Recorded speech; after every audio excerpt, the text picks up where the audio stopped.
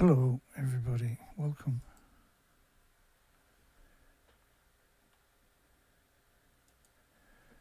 I'm going to start off with a song because I just tipped my cup of tea over. I was trying to stream on X at the same time. I just got my blue badge. And that didn't work, so... And then I tipped over my cup of tea just 2 minutes before we're going live. I'm just going to replace it. I got it cleaned up. I'm just going to replace it. So I'm going to play this song. The song is about 6,000 activists, anti-nuclear protesters, who sold their land to a factory which turned out to be the government's nuclear plant. They told them it was a factory to get their hands on it dirt cheap. And it needs all their water for their communities and everything within hundreds of miles. So they charged them over 6,000. Originally it was 10,000 people. We covered it. With sedition. This story, the song is called Did I Sell Secrets to Pakistan? You'll see the picture in my playlist. We'll link you over. I'll be back after the song with a fresh cup of tea and we'll get into it.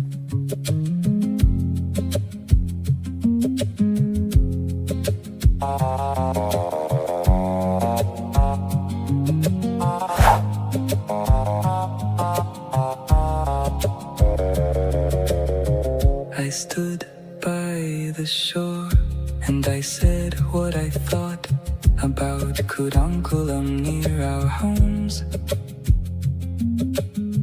I spoke of fish and children at night.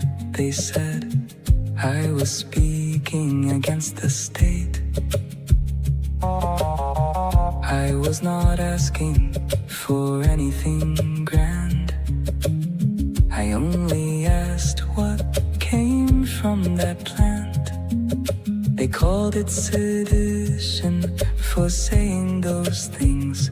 Did I sell secrets to Pakistan? Did I sell secrets to Pakistan? Or did I say too much? If nuclear is so clean and safe, why call my worry sedition? Did I sell secrets to Pakistan? Or did I step out of place? If nuclear is so clean and safe, why answer me with handcuffs? They spoke of progress, they spoke of pride. They spoke as if nuclear was care. I spoke of water, boats and nets. They answered like I should not be there. Now I am wiser, now I am calmer. Now I repeat what they told me is true. If someone gets sick, it must be something else. Nuclear saves lives, or so they say. Did I sell secrets to Pakistan? Or did I say too much? If nuclear is so clean and safe, why call my worry sedition? Did I sell secrets to Pakistan? Or did I step out of place? If nuclear is so clean and safe, why charge me and put me in handcuffs? Now I get it, now I understand. Nuclear is clean. Now I get it, now I understand. It was only me. Now I get it, now I understand. I was making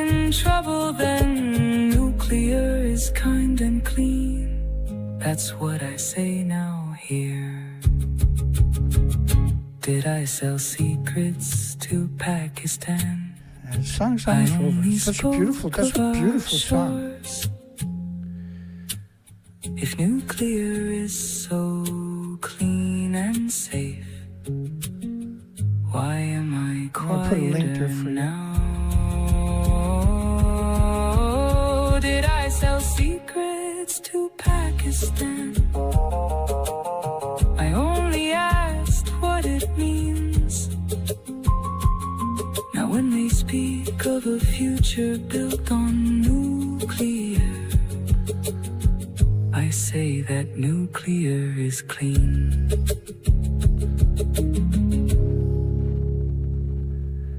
I just put a link in the description, the chat room.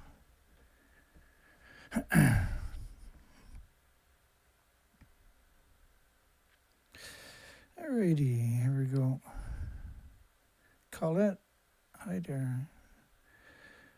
Thinker, Richard, and Dana, your moderator and a close friend of our planet. Man with a conscience is how I will always describe Dana.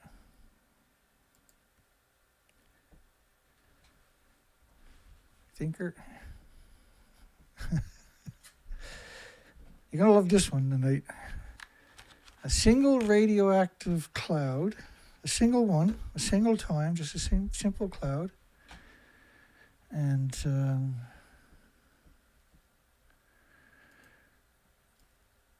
which is not true, obviously, right? They picked up 30 million one-ton bags, so it was a pretty single cloud. If it was a single cloud, it was 36 reactor cores. I'll explain it to you.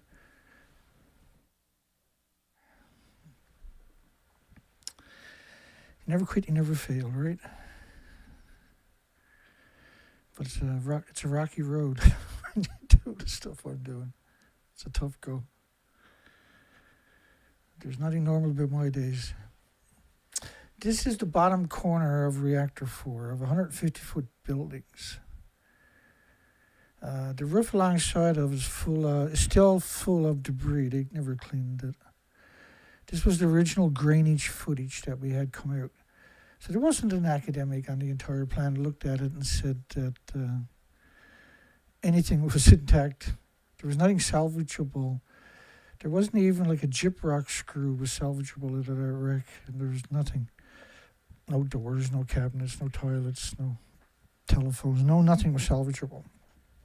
Light fixtures there was nothing salvageable. And on top of that was non-reactor cores. It could have been 15, because they put 5.5 reactor cores each decade at the top of the building, and because you don't have a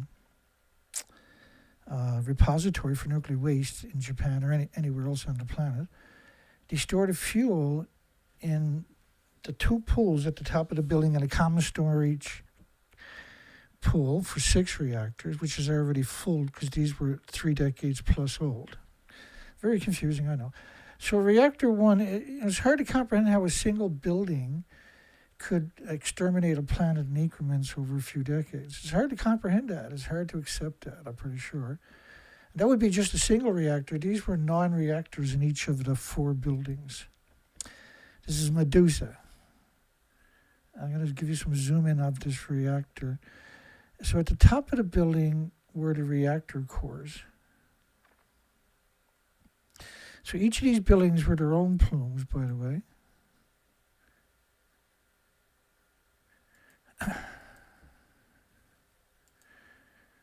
And so you see that emissions coming out of there. You don't see a fire burning, right?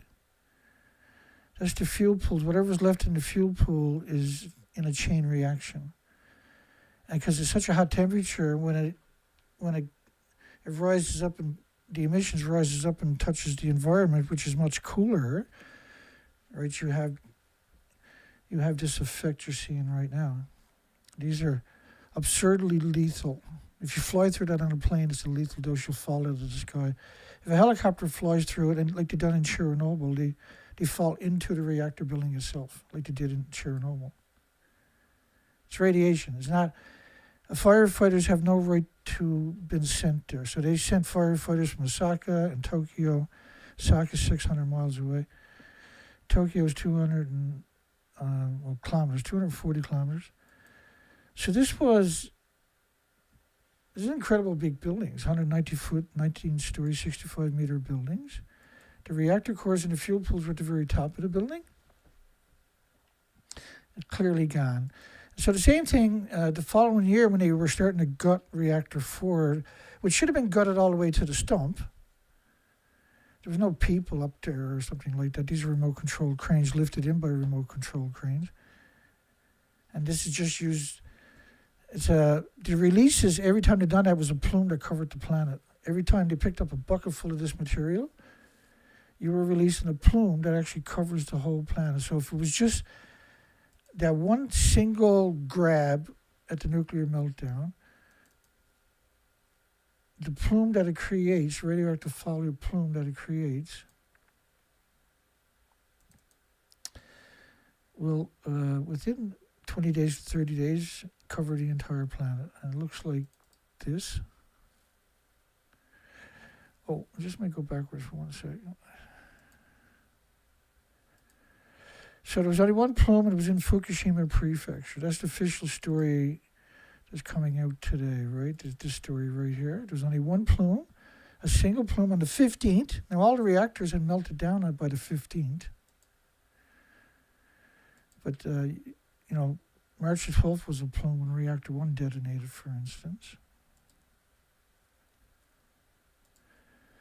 I wish I had people that could help me. Like for these shows and that. Like, you need 5 people to run the equipment to be any kind of efficient, right?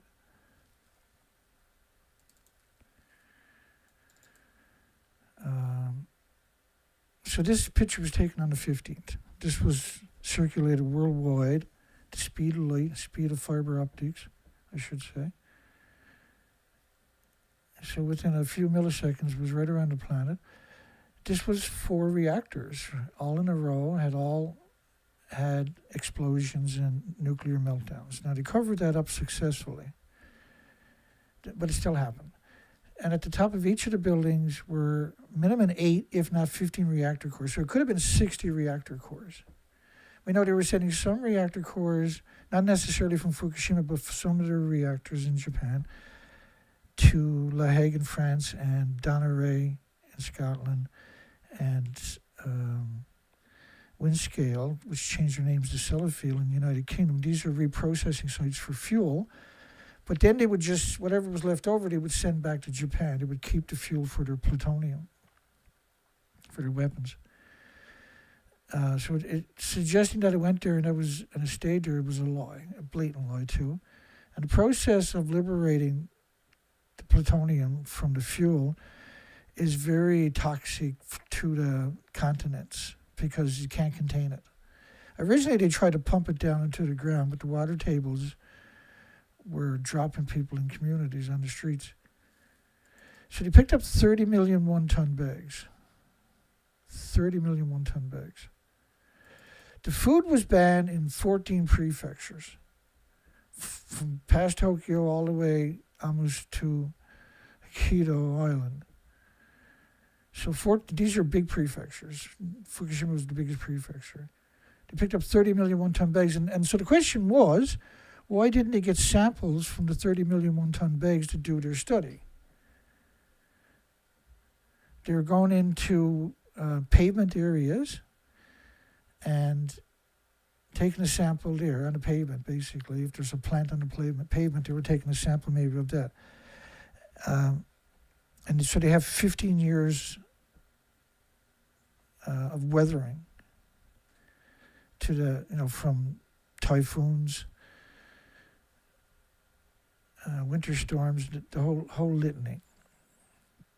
But, this study was clearly about misrepresenting Fukushima. Okay, let me keep going. So, let me go back to this picture. So when that grappler would pick up something, It was 9 reactor cores had melted down here. As you can see, this is an event. Like they deny that this happened. Officially, that never happened.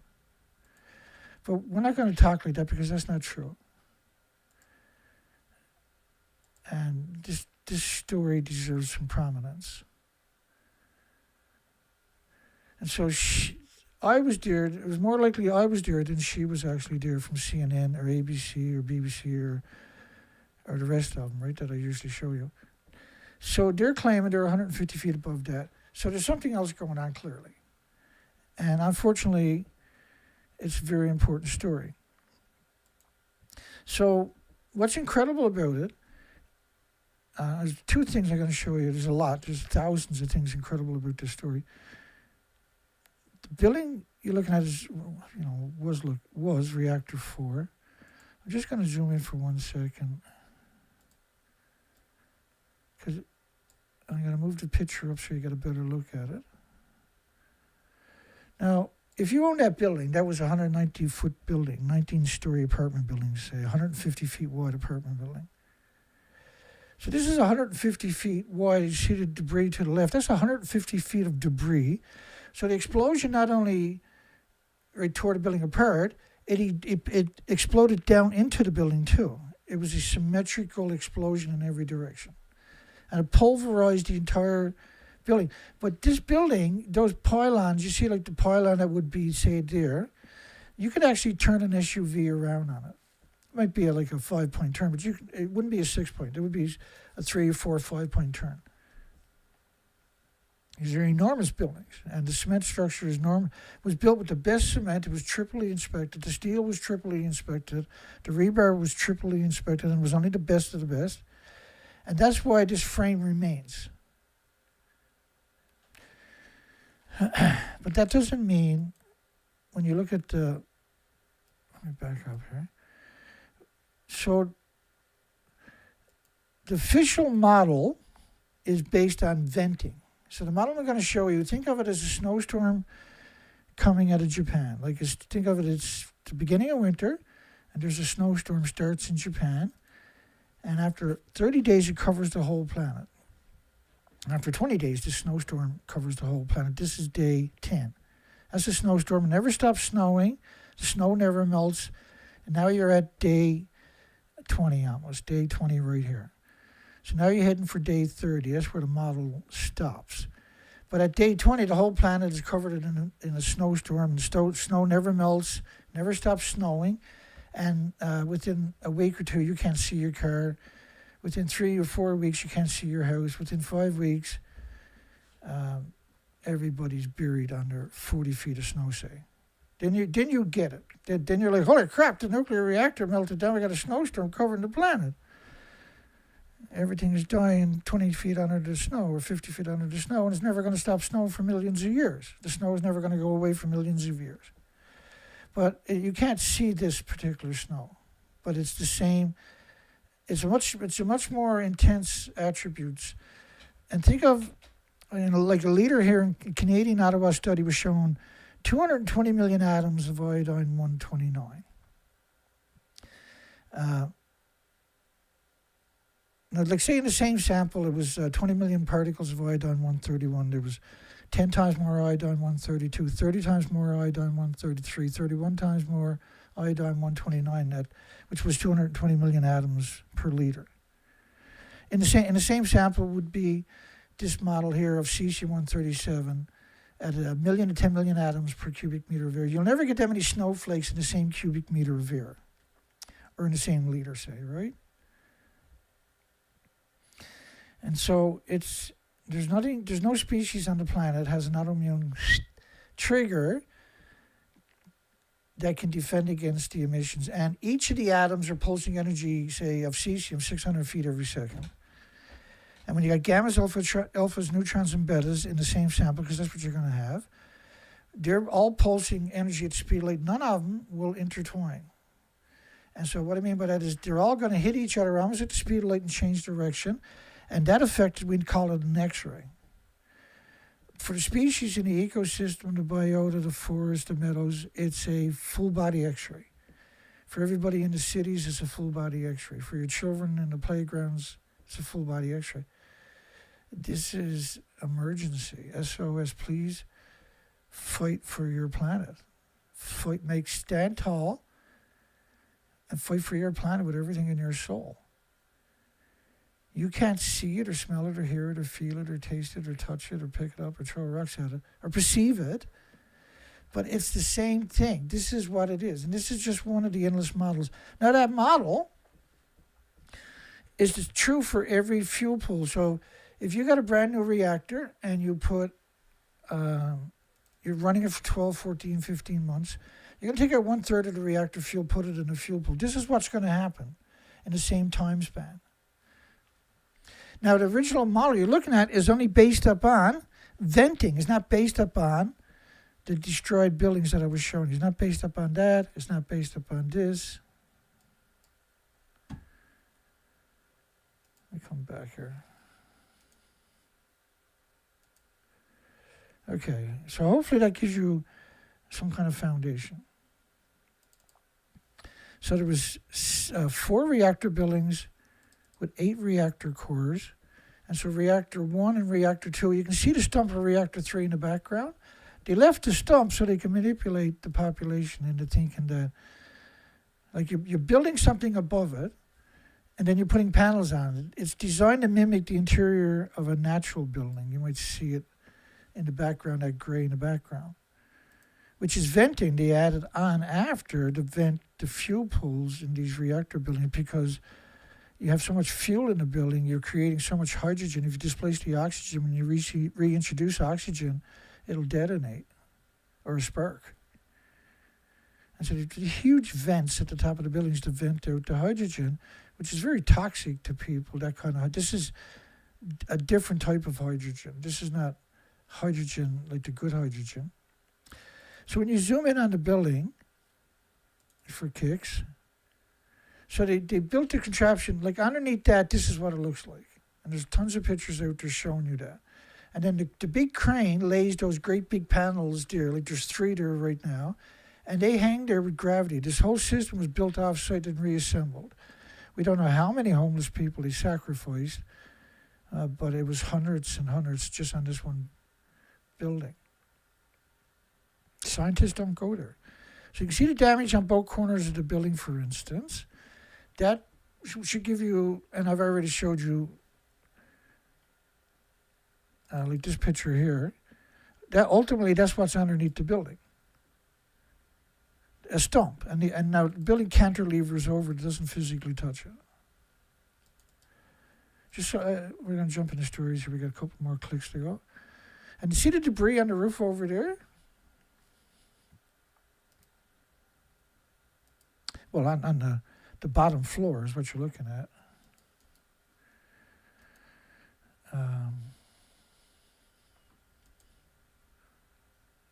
Just bear with me.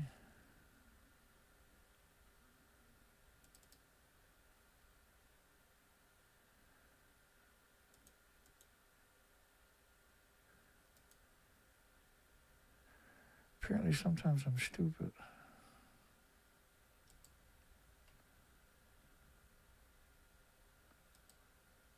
There we go. Let's do that.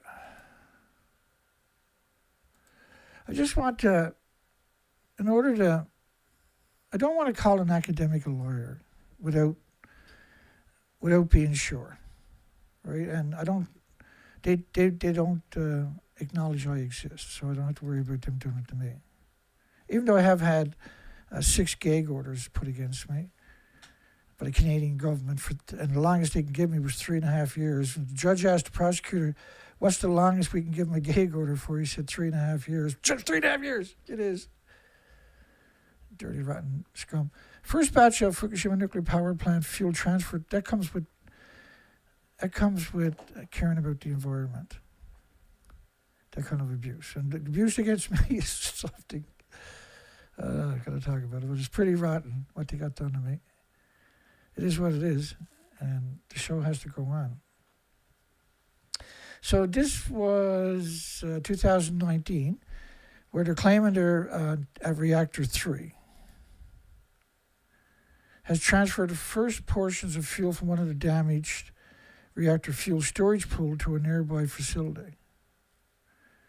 Well, one thing with the industry is they don't stop telling lies. And that's what we basically do. We challenge lies. There's reactor 3. The fuel pool was at the top, 100 plus feet above it. Reactor 3, they ejected the entire nuclear core into the environment.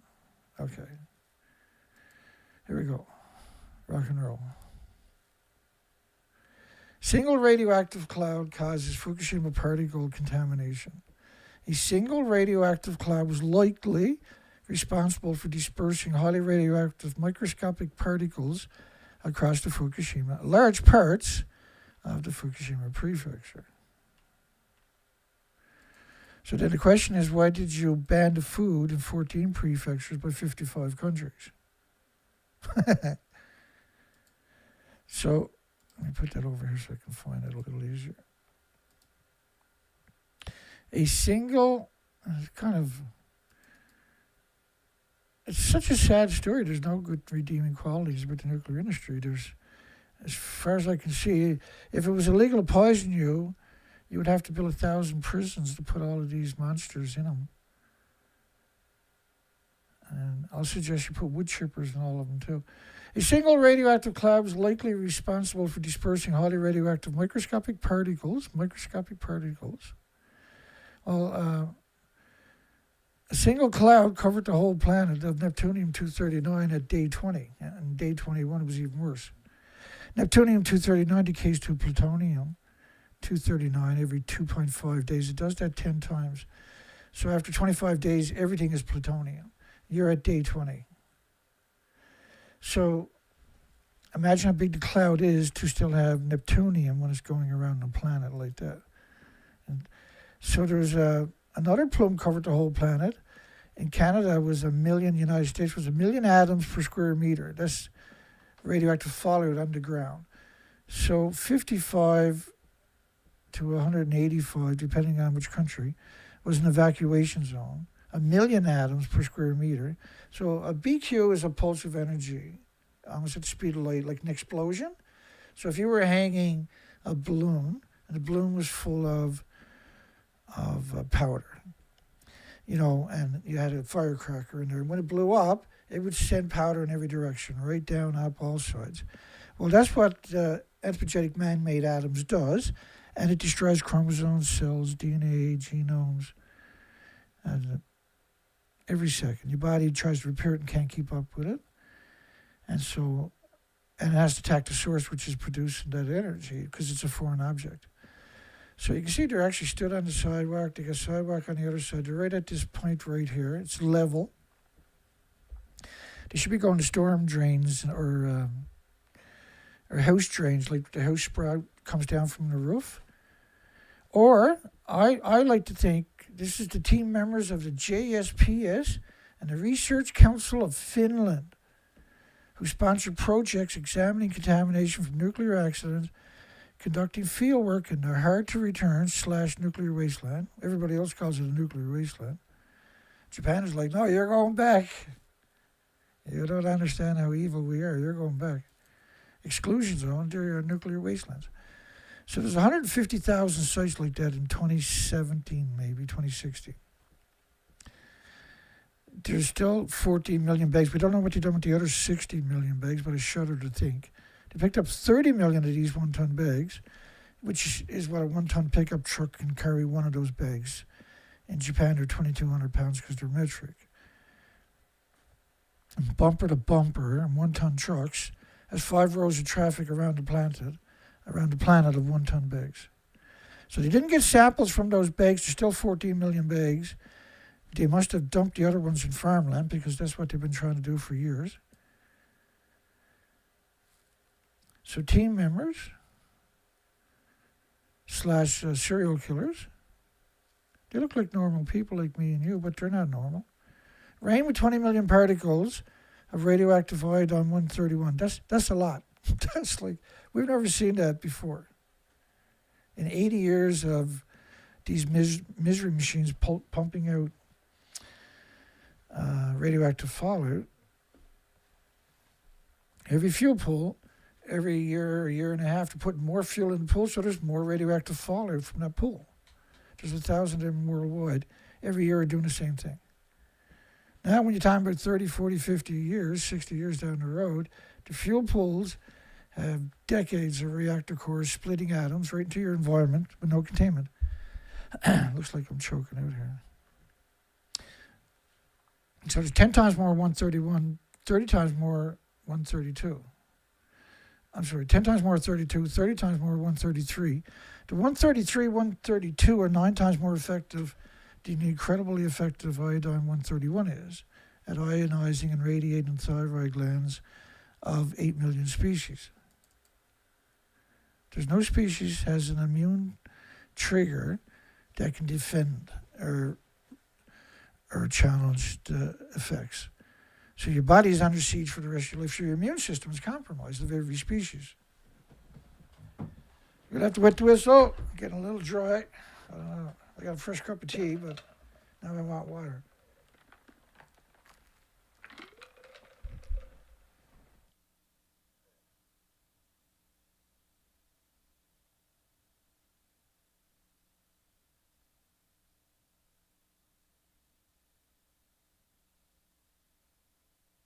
So I guess Finland, there's a lot of countries participated in this lie.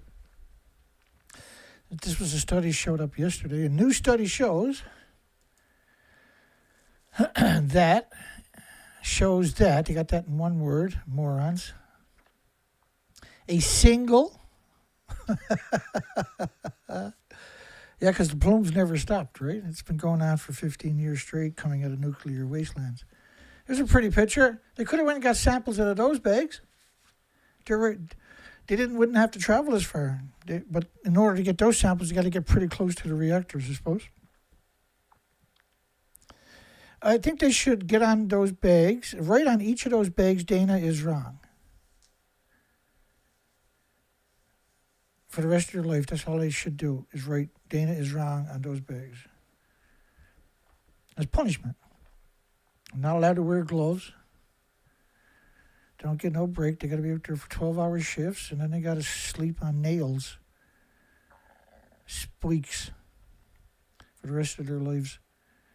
That's how hideous their crime is. It's hard to comprehend that exterminating a planet is a crime. I know that sounds like crazy talk, but I think it should be a crime.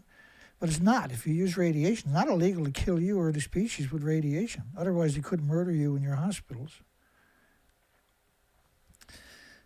Radiation levels in the United States West Coast spiked to over 1 million times normal. This is the IR French government. 1 million to 10 million atoms of cesium-137 per cubic meter of air in the plume. So the plume covers the whole planet, a single plume. So there's a bit of truth in what they're saying. Except they're saying it only got little parts of Fukushima prefecture.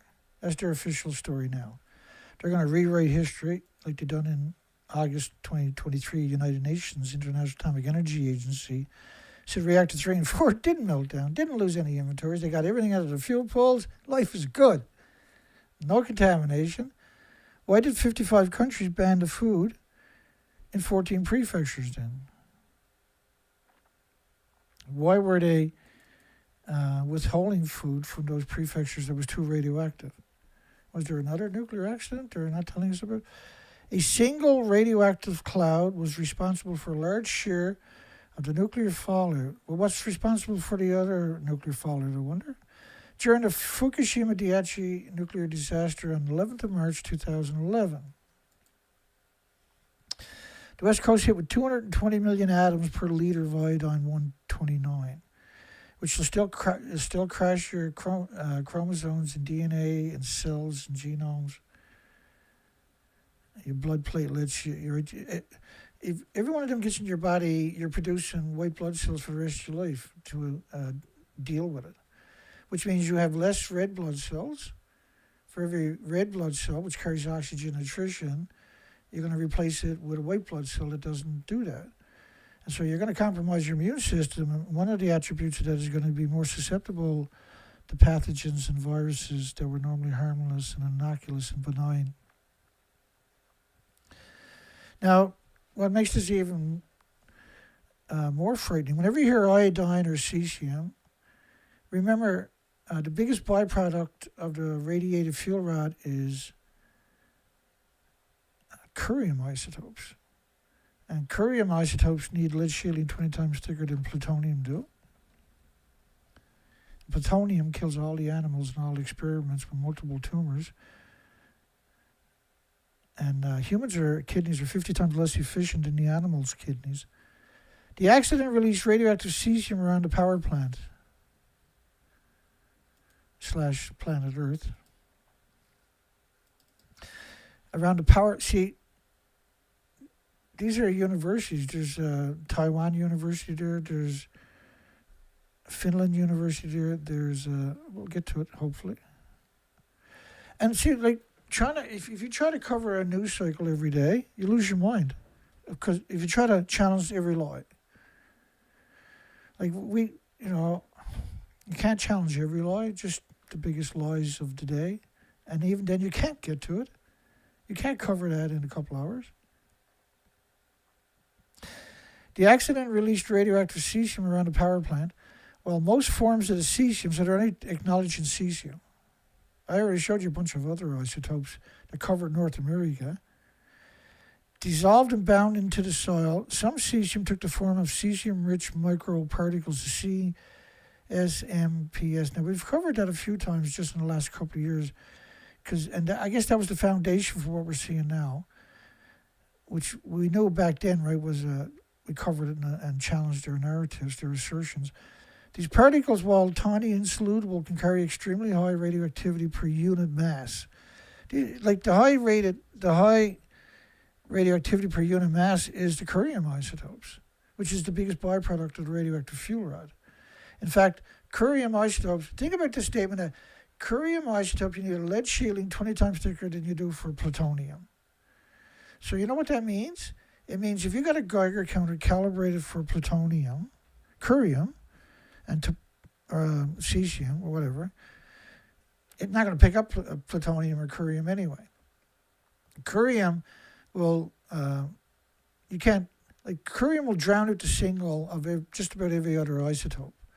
So you can have 50 isotopes in the same sample, but the curium isotope is such a strong signal of energy, a pulse of energy every second, that your whatever calibration units you're using cannot, right, if it's it won't see any other isotopes if it actually has that ability.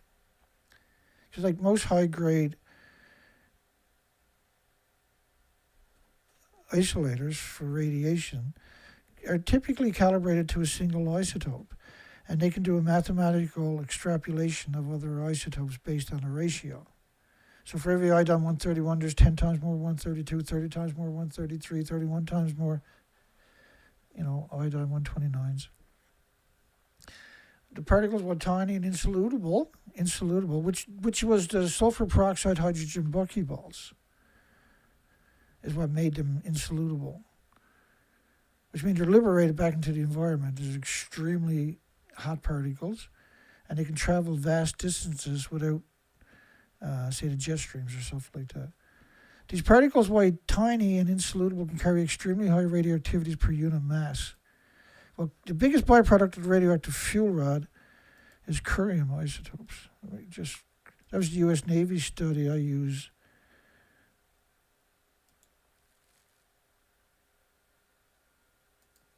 I just want to...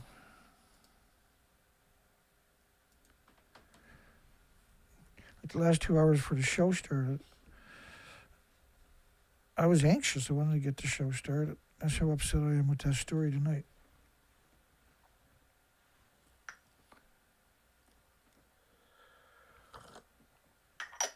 I should have turned the mic down. My apologies. I'm good at being an idiot. La la la la la la. Oh. All right. Do that one more time.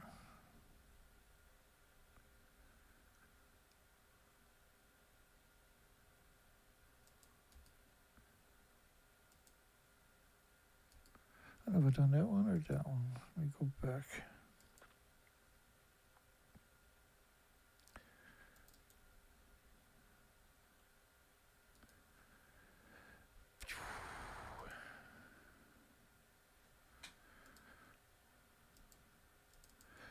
I got that study I was looking for last night. They gave me a hard time, so I'm just going to relabel it and put it in a place where hopefully I can't screw this up. Here we go.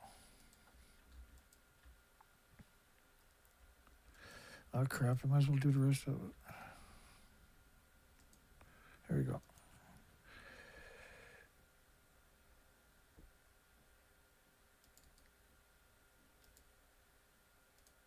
So, human kidneys are 50 times less efficient, not 50%, but 50 times less efficient than an animal kidney at removing plutonium.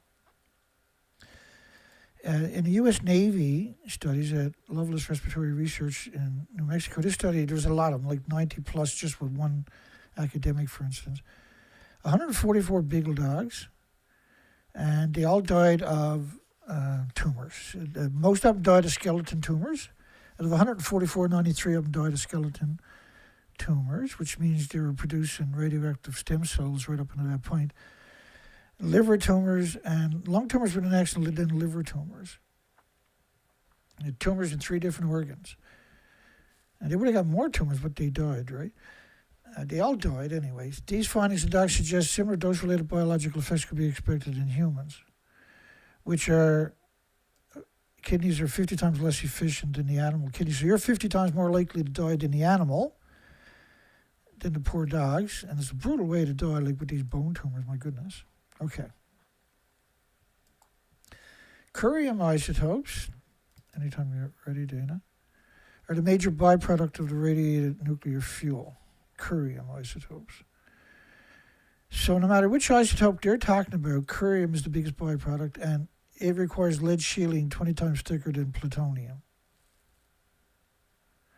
It emits a 500 times greater fluence of neutrons, and its high gamma radiation emits a shield of 20 times thicker, but 2 inches of lead compared to 0.1 for 238, or plutonium, right? 238, 240, 239 are pretty close to each other, but they're different. But, you know, they're so close it's irrelevant. But curium isotopes are the major byproduct in the irradiated nuclear fuel. Forget alpha and betas and neutrons and gammas, whatever. Just the major byproduct. So when you take the fuel out of the reactor and put it in the fuel pool, the biggest byproduct of the fuel for millions of years is going to be curium isotopes. And curium, not cesium, not uranium, not plutonium, not americium, not neptunium, which are all horrifying. They're all horrifying. They're all man-made. But there's no species in the solar system because it's not created in the solar system. This is why we call it man-made. We added it to the periodic table. And then we lied to everybody and in order to keep the industry alive, because it's such a profitable industry, not just like profitable to the crazies. Requires lead shielding 20 times thicker than plutonium. So curium isotopes is the only isotope we really ever should be talking about, because if your Geiger counter can detect all 4 gammas, alphas, neutrons, and betas, say for instance, and every isotope in those categories, it would only see curium isotopes because that would drown out the singles of all the other isotopes. So ultimately, you're going to exterminate the planet because you're going to sterilize it. All the species, all the way up the food chain, will eventually fall. And that's what we're seeing now. We're living in that moment. CC-137 plume forecast for North America. This was a very important story. It's very close to my heart. For the last 25 years, I've been doing the best I can. I'm just a man. I'm just a person. I'm not much. I'm a half a man, actually. I'm just barely a man anymore. CC-137 plume forecast for North America and Europe up to March the 24th. France's government. That's the French government study. That's the French government of a spike over 1 million to 10 million atoms. And so this plume is based on 23 days, but realize that the biggest byproduct in the plume is not the cesium-137, which is terrible. It pulses energy 600 feet every second. The biggest byproduct, and it radiates everything within 600 feet. So, like, if you got 3 houses, right? You got neighbor next to you, and then the other neighbor. It'll pulse through their house from the garden, through your neighbor's house then, and then through your house, and radiate and destroy the chromosomes and cells and DNA. So what's it doing to the microscopic animals, the biotas, the phytoplankton, the bases of the food chain, the oxygen chain, the carbon sequestering chain? And then why were they growing food right alongside of millions of one-ton bags of radiation and shipping it worldwide? It's for sale. We know it's for sale because they're not wearing their idiotic paper suit, which is meant to... Because the only people that are going to... Like, academics won't go there with a paper suit. They'll claw your eyes out. They will not go near that place. Particularly with a paper suit or any other suit, because you can't be shielding from this stuff. So, like, if your paper suit has to be 2 inches thick of lead just to shield you from the curium isotopes pulsing energy. And they're not. Cesium were picked up by a single gust of wind and transported across Fukushima. So they're saying that this is the new version of the story. This is the National Taiwan University, because Taiwan is promoting nuclear, same as Finland and the other institution that we're going to cover. So then why didn't they just go get samples out of these bags that were preserved? Right? They've been there. They were picked up. They were identified. They filled up 30 million of these one-ton bags. There was 150,000 sites like that.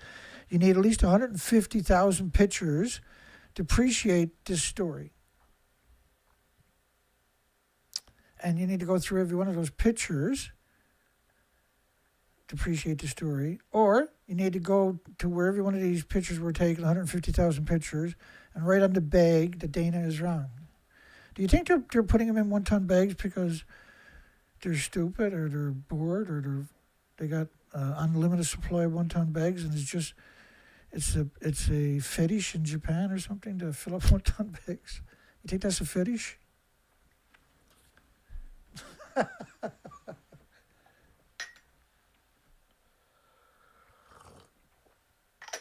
See, my folks, my friends, that's why I get the big numbers. See that? 6 viewers? Yeah. That's why I get the big numbers. Not because I'm wrong. I'm the only person that I know of on the entire planet who's ever ran an educational program. I've been at it. It seems like I've been at it forever at this stage. I've been at it for so long. I'm so prolific because we're looking at an extinction event. Which I showed that some of my research expeditions on last night's show. And I can get a bit cranky sometimes, I noticed. Because I want the world to survive. So there's, why didn't they go here and get samples? Why didn't the University of Taiwan and Helsinki and Nates in Finland take samples from the 30 million one-ton bags? Is that stupid? Am I crazy? Am I a madman? Am I a lunatic for suggesting that that's an option? A little bit of hate on day and night, I see. 6 viewers. I never see that low of a number this late in the show. That's crazy. Well, at least the spammers haven't showed up. Hello, everybody.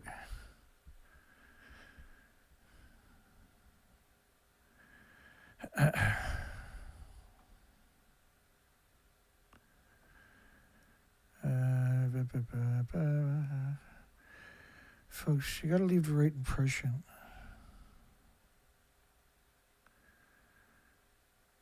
Don't make light of what we're doing here.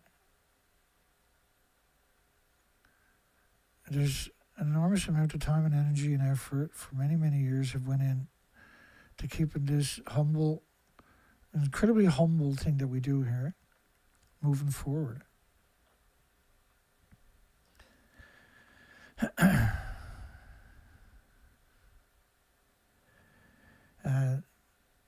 It's a difficult day every day. We're watching a planet be exterminated. If you go back and look at my species die-off videos, you'll appreciate it.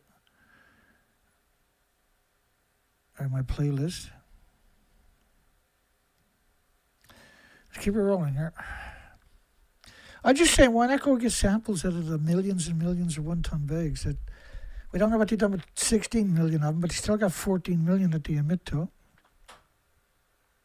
And the criteria for these bags were 100,000 becquerels a kilogram of gamma. None of these bags were checked for alphas and neutrons or betas, and barely checked for gamma. And the equipment they're using was SafeCast, a scam where they built useless Geiger counters and gave them to the communities that were worried about radiation and wanted to leave. They gave them those cheap $10 pointless handmade, made to fail Geiger counters to the victims to trick them to keeping their children there, because you need the children to make the community a community in their eyes. And they'll sacrifice the whole planet for this industry, which they've done now. The Atlantic, is the government trying to contaminate every region of Japan? Because they're burning it. They burnt billions of radioactive debris from the tsunami. They burnt billions of pounds in 19 incinerators they built in the Fukushima prefecture. You can't destroy it, the radiation, by all you got to do is liberate it back into the environment. Filters can't catch this stuff. All the atoms are the same size. So unless you keep everything, you can't filter it. And the very, very, very last thing the nuclear industry is going to do is keep anything, let alone everything. A single gust of wind, / plutonium, single gust of plutonium transported across Fukushima and Earth. 50,000 atoms a kilogram of cesium. So you can't just, which means just that on its own merit meant everybody in Tokyo, 36 million people in metropolitan Tokyo, are producing radioactive hormones for the rest of their lives, and the species. There's now depleted lifespan. And it's terrifying that the soil was from the side of the streets where children are walking by every day. So if you're walking by this stuff within 600 feet of this cesium, you're getting brutal doses. And when it's a symmetrical snowstorm of it, covering your entire planet, that's forever stuff, because it's saturated with all the other anthropogenic man-made isotopes. By analyzing 100 environmental samples, they could have got all kinds right here.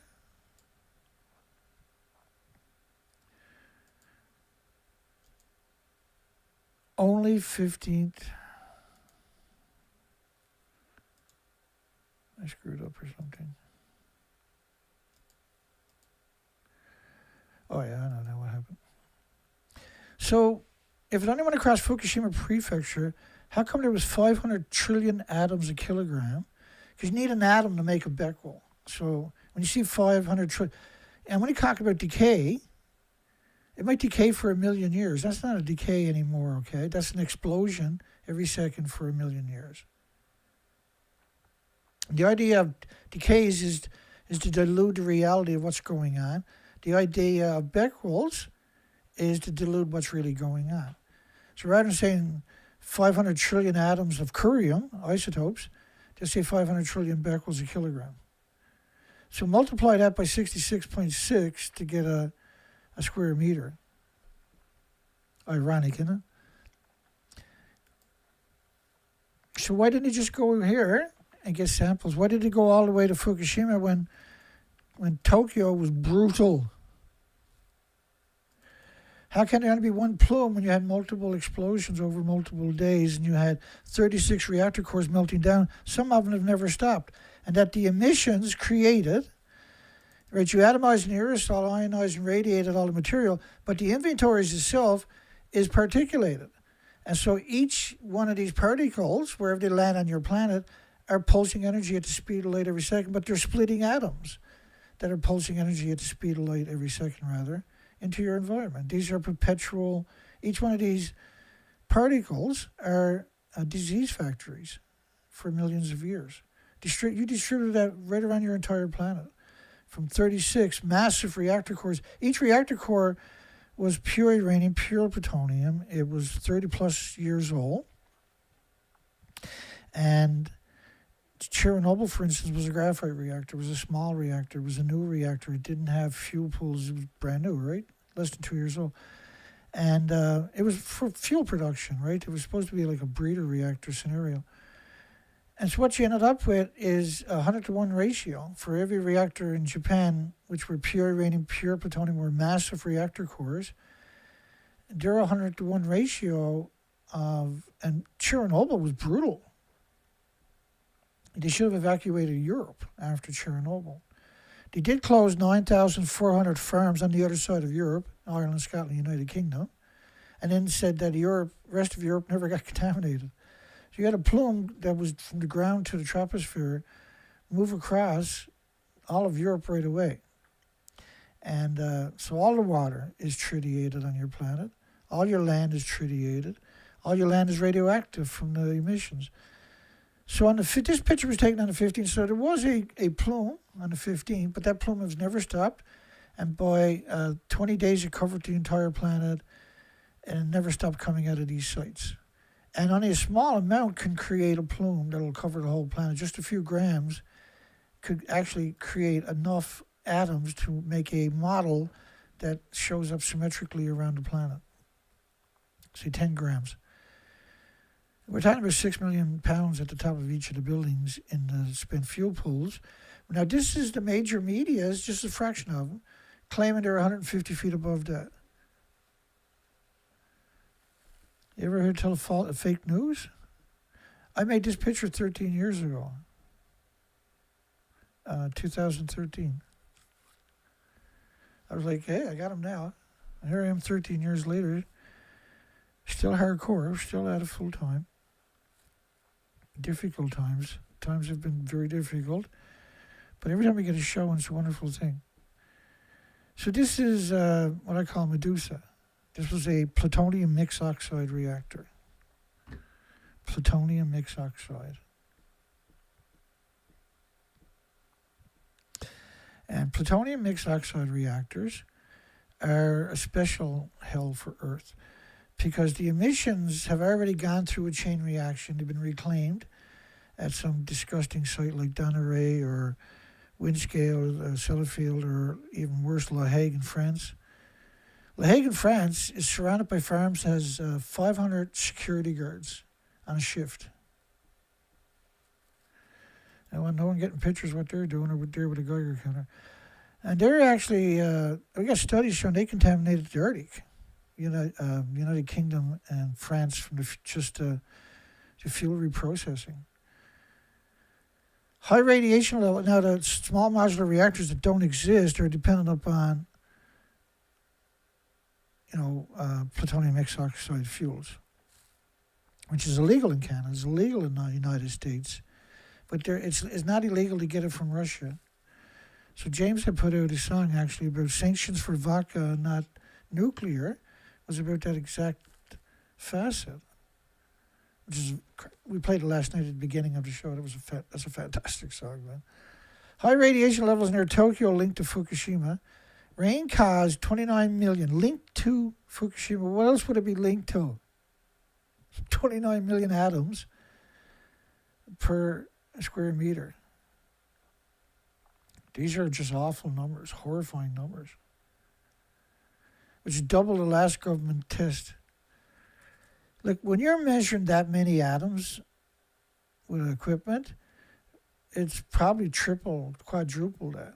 You're only looking at gammas, you're not looking at alphas, you're not looking at betas, you're not looking at neutrons, and we're doing the same thing for these 30 million one-ton bags. You can see plants are growing out of these bags in rice fields that they're still harvesting. The story is so crazy, you couldn't make it up. It'll be too schizophrenic. Like, say if I wrote a story before Fukushima happened, I wrote a story about all of these minutiae, these details of details, these facets I wouldn't be able to, they would never make a movie because it'd be too crazy. Nah, that could never happen. That's crazy. And if you try to write the story, like I say right now, it's so encumbersome, you would have to do like a 6-year series to tell the whole story. It's so complicated. There's so many facets. So when they get samples into now these plants are producing radioactive pollen too, remember? Everything's all the pollen worldwide now is radioactive. This is why we're seeing the annihilation of the bees. It's been going on for 80 years from fuel pools, but Fukushima was a pulse event.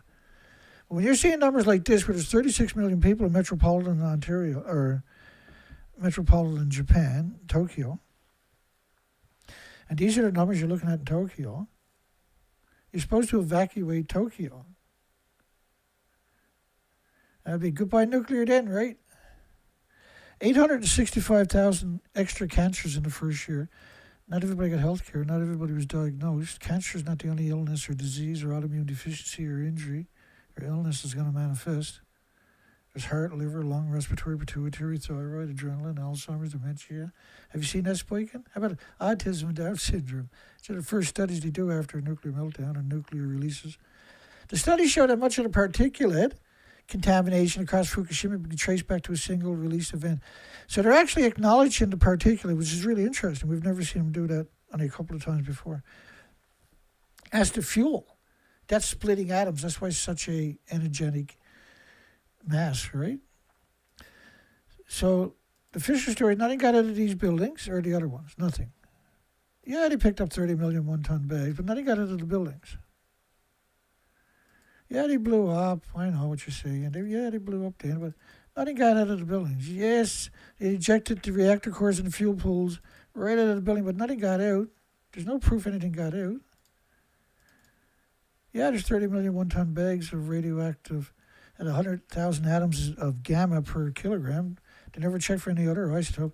Like National Taiwan University, because Taiwan's promoting nuclear, so they need to produce studies to trick people into going to Fukushima prefecture on vacation, eating the food from the nuclear wasteland. They've had referendums on that. We covered extensively in 2018, right? Dirty, rotten scoundrels. Rainfall determined particle contamination patterns. Did it? Rainfall determined that? You had a continuous plume covering the entire planet.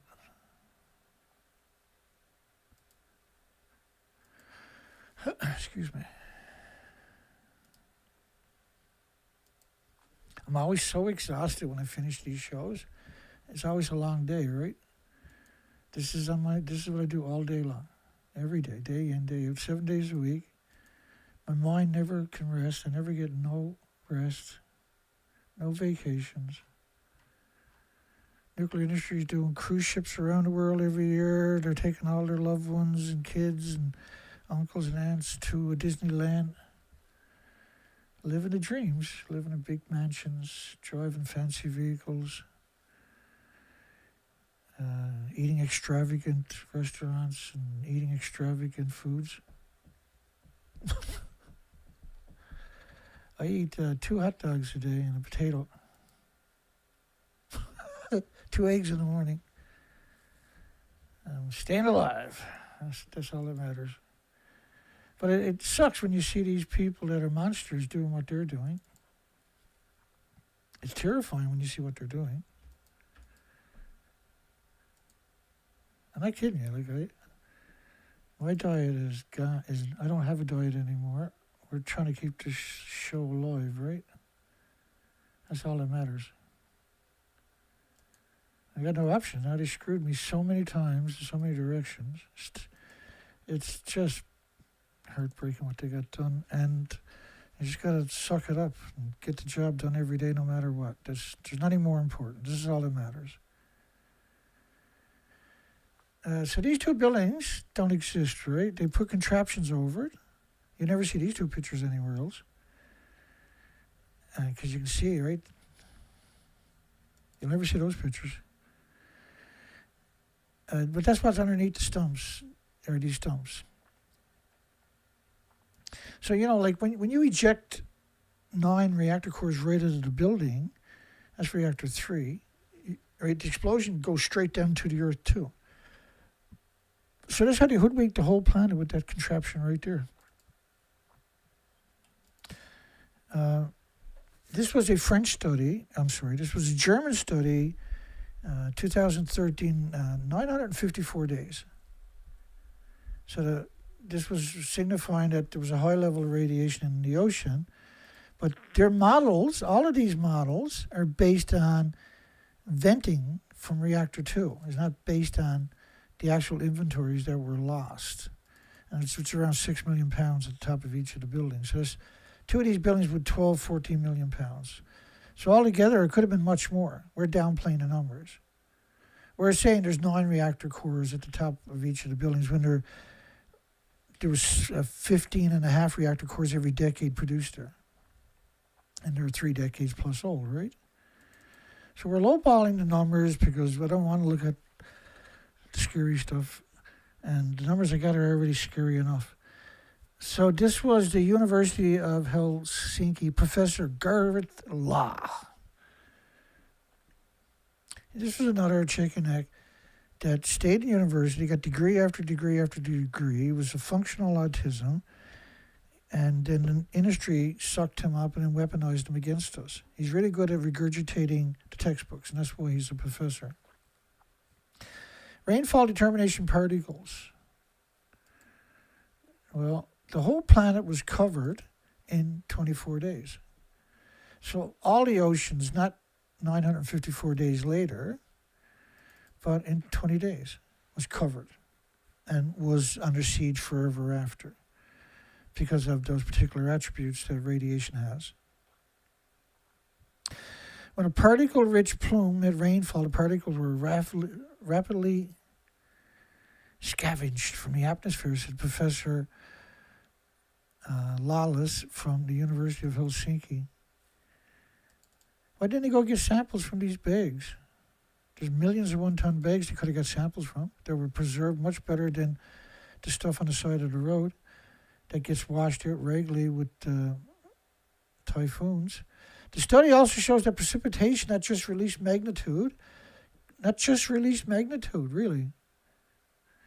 Controlled where the counts per minute, the cesium microparticles accumulated. When a particle-rich plume, I can show you some terrifying stuff about the so-called plumes. Go watch my playlist on where I audited the universities, 3 universities, Harvard, Stanford, and MIT, I think it was. We've done it many times before, but they took down my other site when I was out looking for spiders, because that's a crime.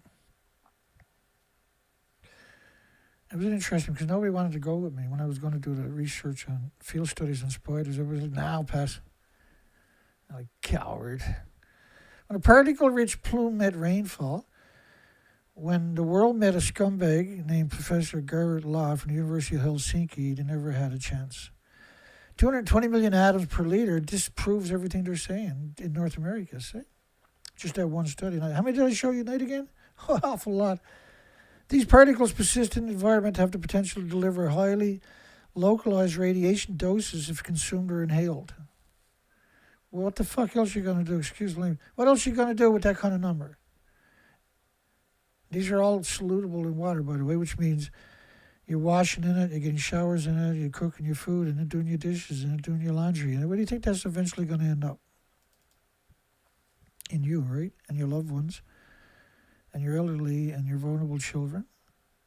Your most precious resources are your elderly and your children. Your elderly has the knowledge, and your children have hope.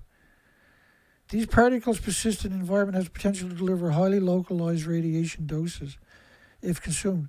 I'm not worried about cesium. I am, but I'm not worried about it. I'm worried about the curium isotope, which is the major byproduct of the radioactive fuel rods. So the biggest emissions are going to be curium isotopes. Writers obtained secret Tokyo evacuation scenario. Fukushima reactor failed. Imagine evacuating Tokyo. Not for the slaves, the plebes, but for the administration, right? Fukushima reactor failed as the spent fuel rods melt, mix with concrete, and fall into the building. But they didn't have to evacuate Tokyo because that never happened, clearly. Look at that. If it happened, the buildings would be destroyed, clearly with their best coin.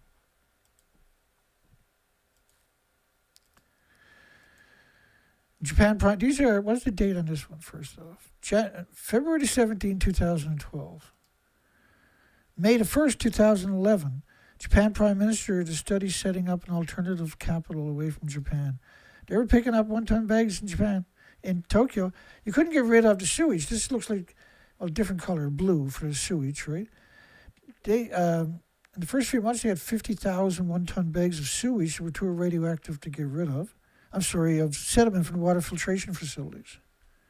And sewage, of course. They couldn't get rid of the sewage that was dehydrated because it's too radioactive. They couldn't get rid of the sediment from the water filtration facilities because that's too radioactive. They couldn't get rid of the garbage because that was too radioactive. And when they did incinerate it, they couldn't get rid of the ashes because that was too radioactive. The drinking water was incredibly radioactive. What does that tell us, I wonder? To those in the know.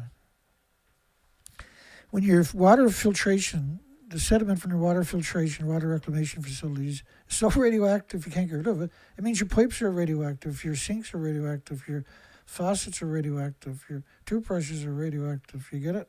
Your toilets are radioactive, your hot tubs are radioactive. You can live in a fantasy all you want, but this is happening, has happened, has been going on for 80 years. Fukushima was a pulse event, and your life on this planet is limited because of this.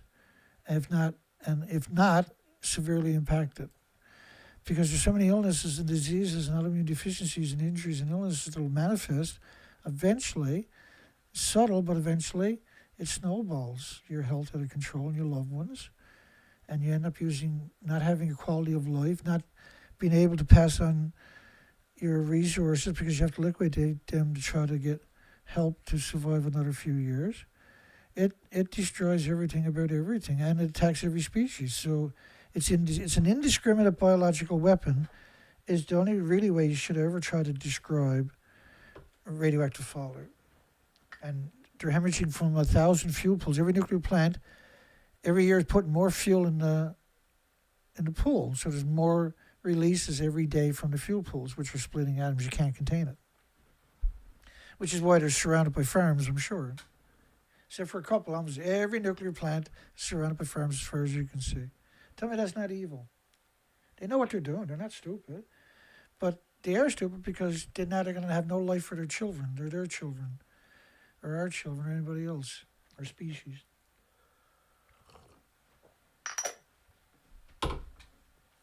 Another bad day of beating the brains off myself trying to get X working. I'm trying to understand it. I got my little blue check tonight anyway, just before I went live here. So today I was watching all kinds of videos on how to use X. Man, that thing is starting to make a bit of sense tonight. It'll take me another week or something to... It was only this evening I understood how to actually use hashtags. I was using them wrong yesterday. And because my identity wasn't, it didn't mind taking my money, but they didn't have my identity yet. So you got to go through all that before they open up the web to you, I would imagine. Pretty discouraging the first 2 days. No comments, no likes, no views on any of my material. Total silence, just like I don't exist. Just like here, kind of. I'm doing a bit better tonight here. I noticed I got 12 viewers tonight. Hello, everybody. Don't go anywhere. Please stay watch my show. Just kidding, yeah. I'm used to the sound of silence. I ain't going to change anything. Still going to work just as hard. Japan unveils plan to develop massive backup city 300 miles west of Tokyo. Nuclear wasteland, Tokyo. That's November the 3rd, 2011. What was the other one? May the 1st, 2011. What was the other one? February the 7th, 2012. Everybody wants out of Tokyo. Here's another one. Japan unveils a plan to develop a massive government backup city. 30,000 miles west of Tokyo that has 36 million people. Yeah, the same administration. We're just going to go 300 miles west. Well, we like it over there. Yeah, we'll commute back and forth sometimes, but not too much. And 200,000 staff, maybe built at an airport. Japan's government industrial complex to create small Japan in southern India. Remember that story in 2012? I remember that. I was like, shit, I know it's not bad there, baby. No, they're just cesium microparticles, Dana. Yeah. Understanding distribution is essential for long-term risk assessment and remediation. So this unit, we're still on one story. We're still covering one story. We're an hour and 15 minutes in. We're still on one story to tell so many lies. I got like 12 stories, and I'm only gonna get through this show tonight. One story. Understanding distribution for long-term assessment and remediation. So what they refuse to acknowledge is that this has 20 days of the Xenon-133. So no matter what isotope it is, the biggest byproduct is going to be curium isotopes. They need lead shielding 20 times thicker than plutonium. They produce 500 times more energy than plutonium. Plutonium killed all the animals in the experiments from the U.S. Navy studies I showed you from Loveless Respiratory Research Institute, New Mexico. The team is now focused on the potential health impacts of inhaling these particles. Oh, really? 15 years later, you're getting around to it? Well, thank you very much. You know what I'm really worried about? I'm worried that they never stopped growing food in the nuclear wasteland, and they've been shipping it worldwide. Canada removed all restrictions after 93 days, while 55 countries banned the food. So where do you think all the radioactive food went to originally for the first number of years? Would that explain why Canada has an 80% obesity rates? Obesity rates doubled in Japan in the first year, which is a marker of radioactive brain damage after a nuclear accident. Totally coincidence, I'm pretty sure. Astronomical amount of radiation in downtown Tokyo. Horrific readings where kids were playing. Fukushima extreme levels found where the food is grown by elementary school lunches, for instance, elementary school lunches. Extreme levels. Nuclear experts were shocked and upset by the discovery, as if they didn't know. They're growing food in the nuclear wasteland where they can't stay overnight. They're not allowed to be there in the day either, just to attend their farms. Right alongside of, in this case here, tens of thousands of one-ton bags of radioactive fallout, where they only measured, at best, some gamma. And the criteria was 100,000 atoms per kilogram. Like, evil doesn't quite do it in trying to describe or articulate. The West Coast bird die-off is the biggest ever recorded. The stomachs are completely empty. It's unheard of. Never seen anything like it. Unprecedented in scope size, and death could reach hundreds of thousands. There was 1 million common MERS died, and they dive 600 feet all day. They feed on anchovies and squid and sardines and krill, and they do it effortlessly all day long, 600 feet. And at the same time, there's 1.4 million Cassini auklets, very tawny birds. They're beautiful. They're just gorgeous. Well, they were.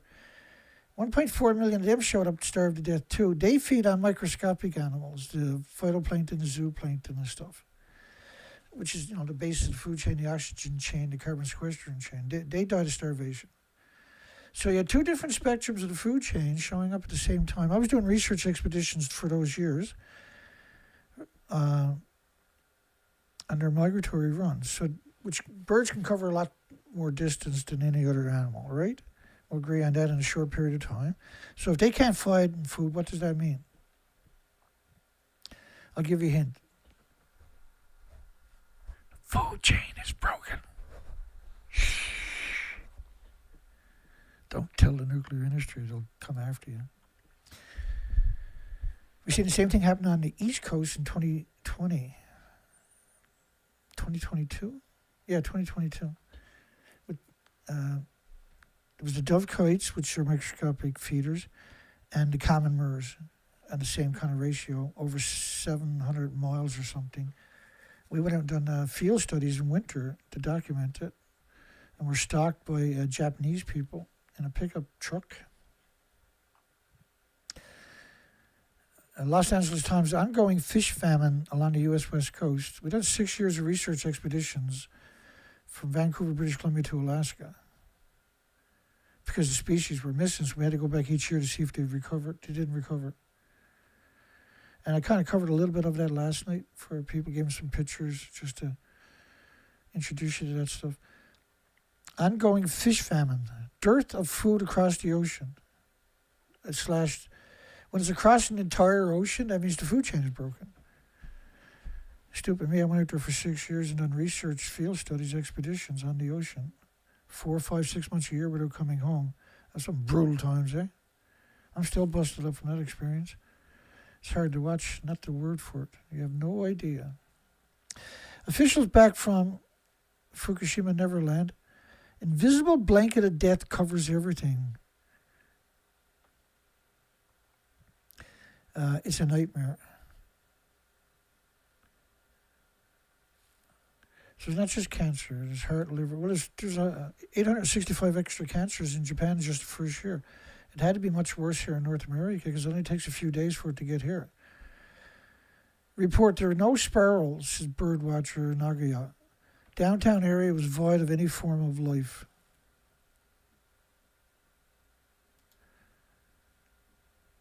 That was 1 year later. Fukushima plume model shows 1 million atoms per square meter on the west coast. That was the Xenon-133. We now have absurd amount of documentation.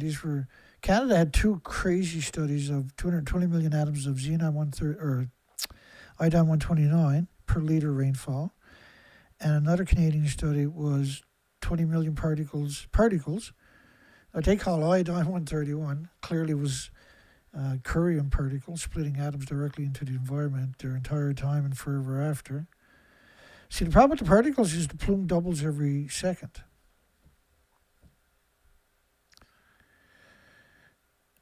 So when you ban food in half the country and you continue to grow food in the nuclear wasteland while it's still melting down, no way to resolve it, you're picking up 30 million one-ton bags at the same time,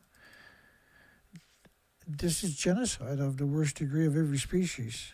From boat, getting it from every direction. You can't breathe the air safely. You can't drink your water safely. You can't get showers. You can't cook your food safely. You can't do your laundry safely. You can't get a shower safely. It contaminates your entire food chain. You got to be worried.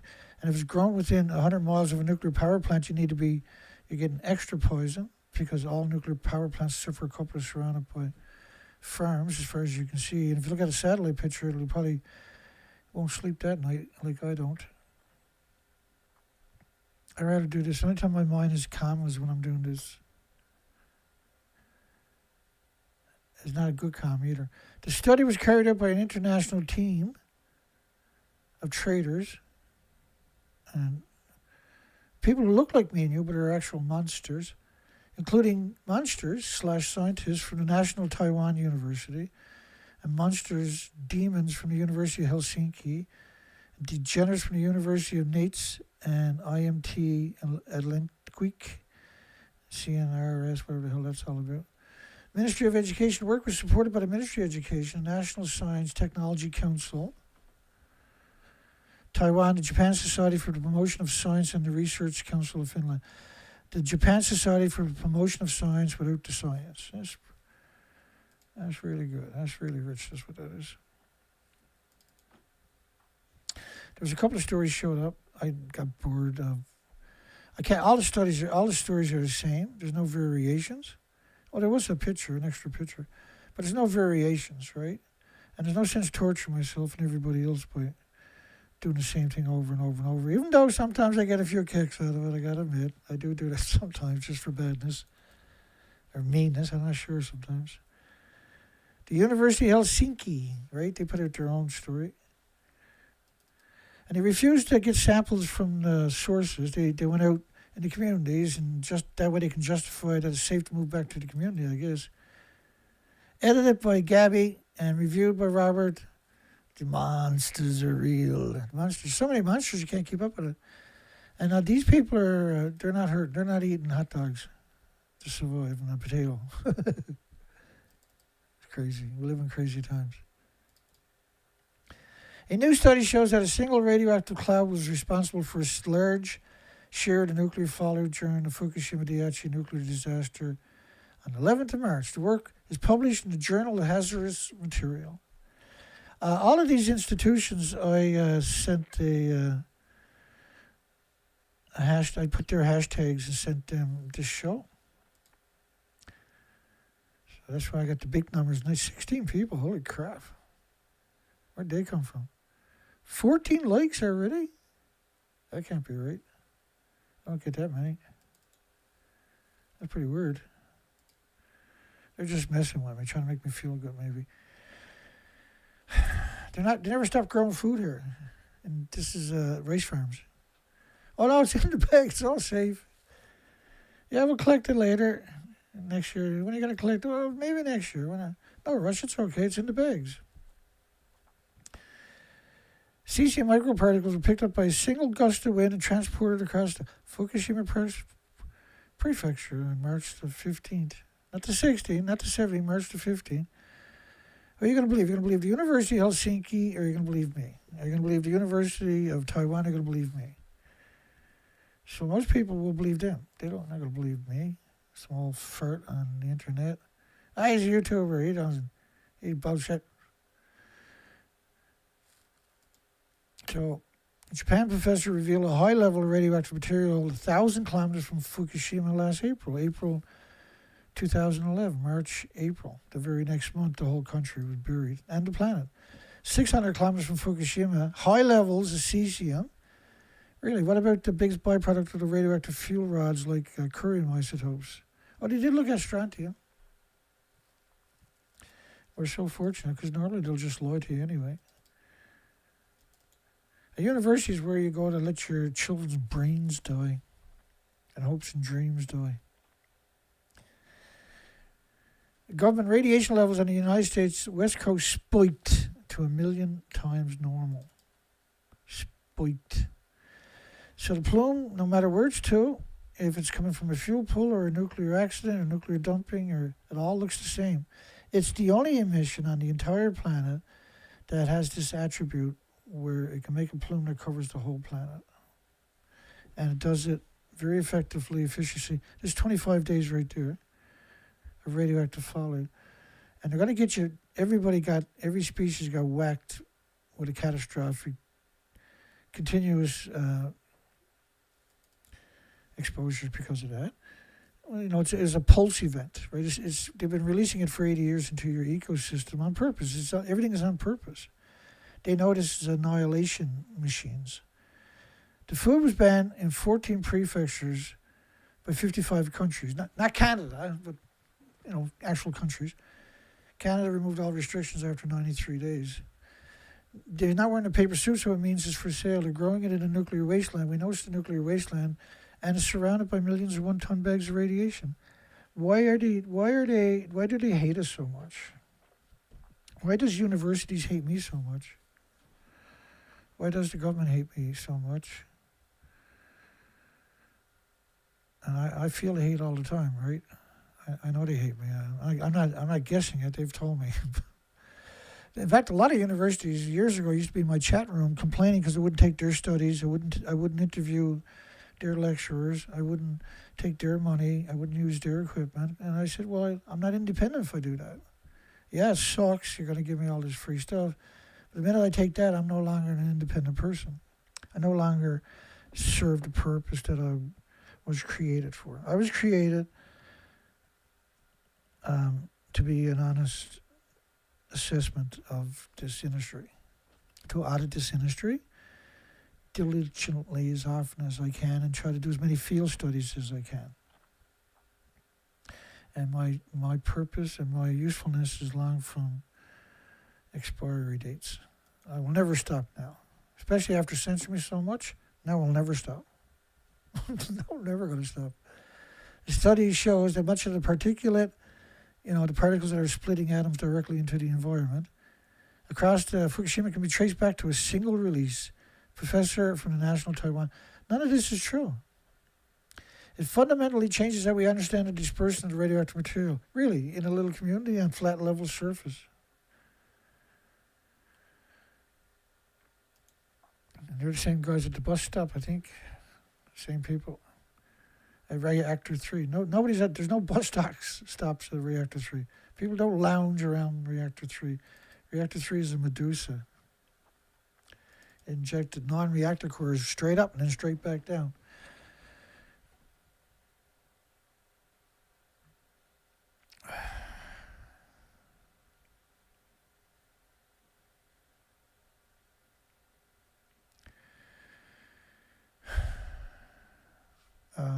That's it for Dana tonight. Because, like I'm at this all day, so when the show finally starts, I have an adrenaline dump about halfway through it. And it's no fun, right? Adrenaline dump, you get exhausted.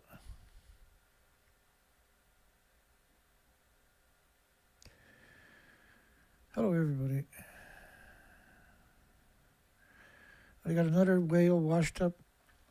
I was, this evening, I was trying to figure out other stuff, and I have 1,600 of these screen captures of emaciated whales that we still haven't covered. Like, you go into my live shows or in my playlist of Species Die-Off, you'll find the same videos where the thumbnails are whales. And we've done 7 videos in a row of emaciated whales. Just the flood of it, and this is worldwide, and the flood of it has never stopped, right? And I have 1,600 that I still haven't covered from that episode, from that period, and I still have a huge amount in the folder from. These are all recent die-offs of starvation, right? So when all the whales are dying of starvation worldwide, and I provide I provide all documentation always.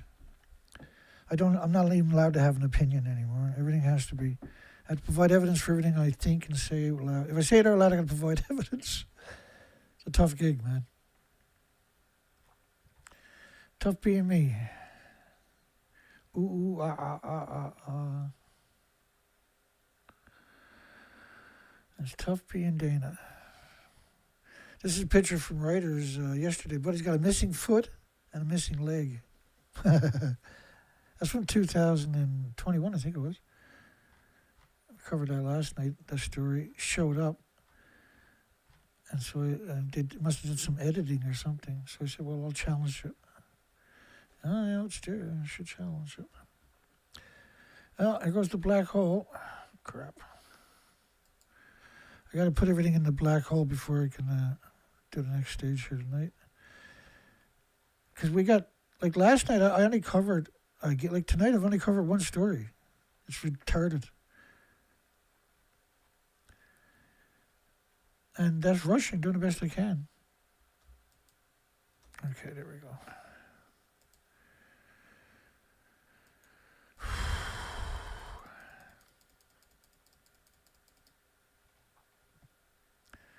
Yeah, I'm exhausted today.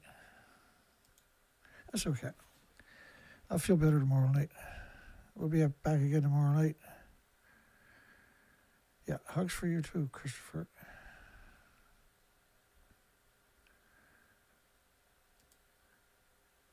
Should the universities, University of Taiwan, of Helsinki, of NATES, of Finland, taken samples from the 30 million one-ton bags of nuclear fallout?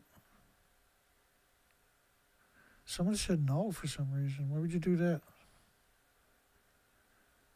What's your problem? Let me see something.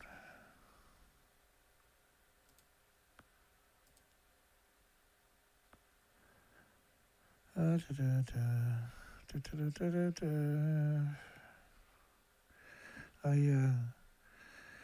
hurt my finger a couple of days ago, and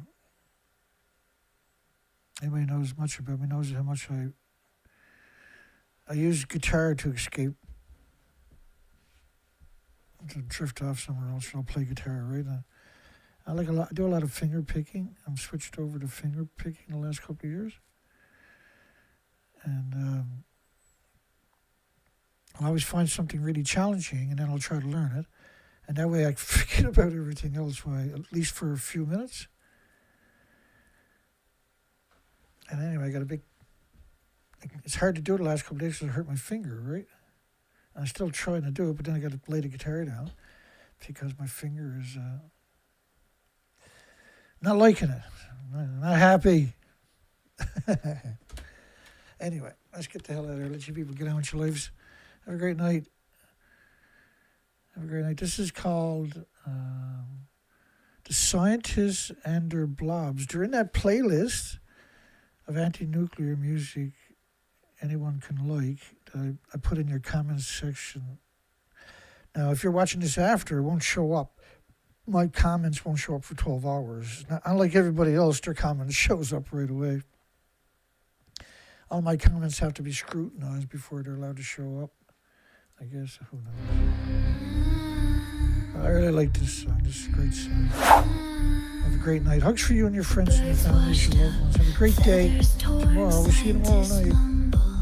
Eyes are worn, shake their head.